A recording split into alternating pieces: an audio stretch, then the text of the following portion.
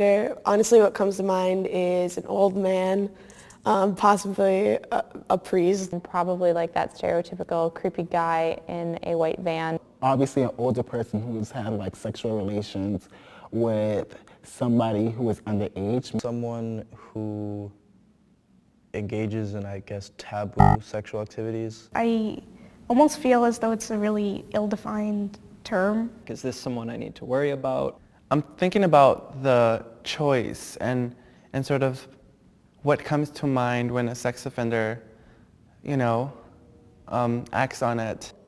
I think it's complicated, definitely.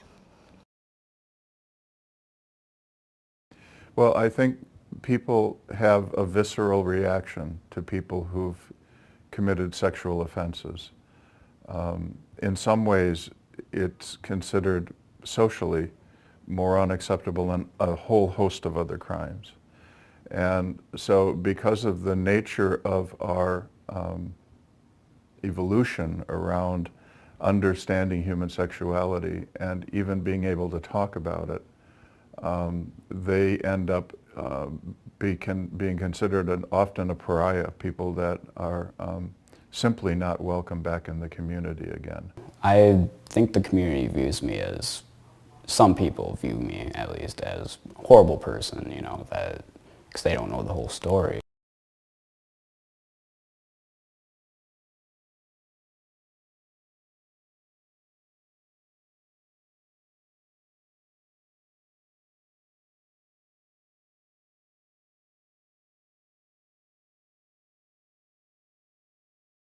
All sexual offenders are not the same.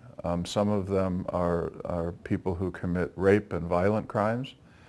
Some of them are people, as I described earlier, who have had a relationship with somebody who's a minor, and that can be just 2 years apart. If you've got somebody who's 19 years old and they've had a relationship with a 16 or a 17-year-old, and if the court adjudicates that that was in fact the sex with a minor, when they return they have the same label as sexual predator as somebody who's offended as a serial pedophile.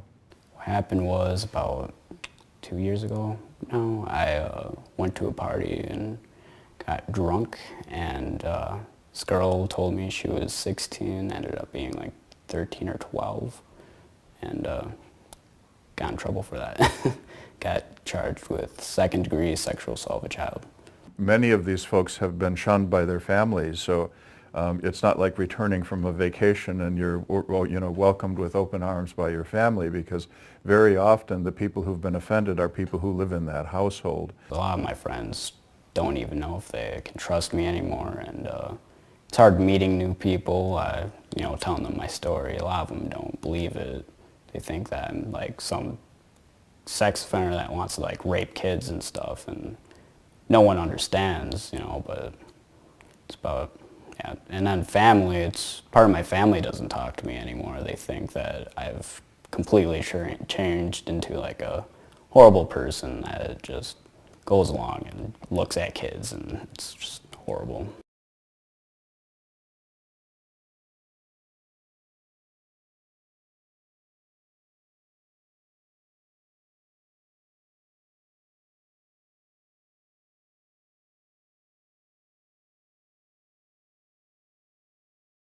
With Outagamie County having very few sex offender ordinances, it allows us as agents to really do our jobs as far as focusing more on treatment and compliance rather than having to focus on where are these guys going to stay every night, and dealing with their anxiety of where do I go after 5 days.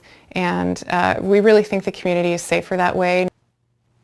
In regard to the efficiency or the effectiveness of ordinances, there's no studies that have shown that they would have stopped a sexual assault, and no data exists or study has shown that they would prevent another one. There were 2 studies done at the University of Minnesota, one just done out of the state of Michigan as well, that questioned the effectiveness of not just residency restrictions, but safety zones as well, or sex offender ordinances in general. I don't really have much going for me anymore. I can't do a lot, but just go to school and build up motivation somehow. I've applied at all sorts of restaurants like KFC, McDonald's. No one calls me back, and I mean, my 15-year-old brother got a job before I could. Okay. And then are you aware of any resources that are available to help you? I did meet a kid recently at the bus station, and he told me all about his case, exact same thing, literally. And he told me, about some churches to go to and all that stuff. In regard to the isolation factor, one of the things that data shows is if we can occupy 80 to 84% of a person's time, it shows that recidivism lowers. So one thing that agents focus on, or treatment providers, is keeping that person involved with pro-social peers, positive family members, groups, support groups, employment, education. And anything that you take a look at the general population that does day to day and get them acting pro-social again and feeling good about themselves rather than letting the negative and inadequate feelings start to creep in. And that's another thing that they have to keep in mind, is a positive self-esteem too.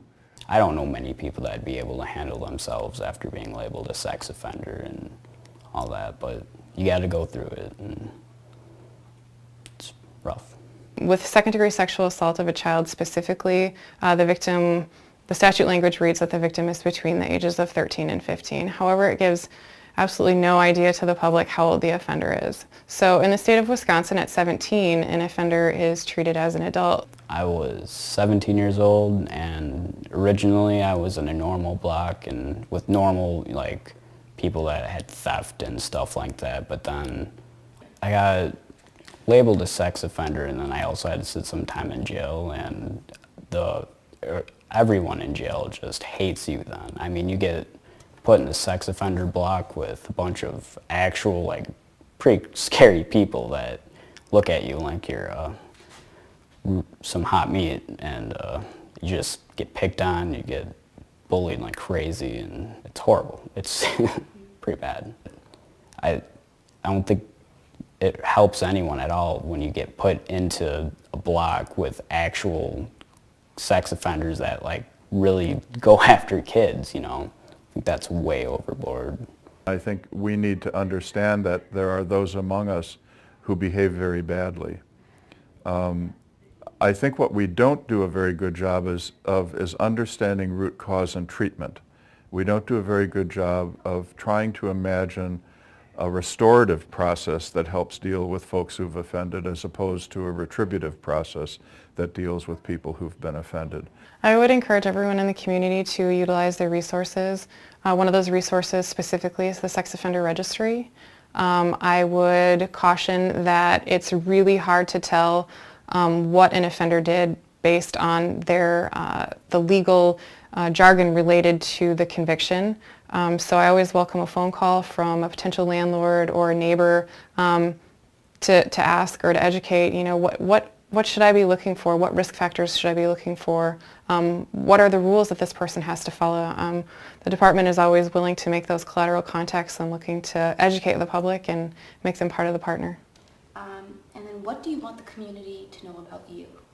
Well, I want them to know that I'm not some scary sex offender, typical stereotype of some sex offender that goes around, looking for kids and whatnot. I'm not like that at all. I just made a mistake a while back, and I'm just labeled for it now, I guess.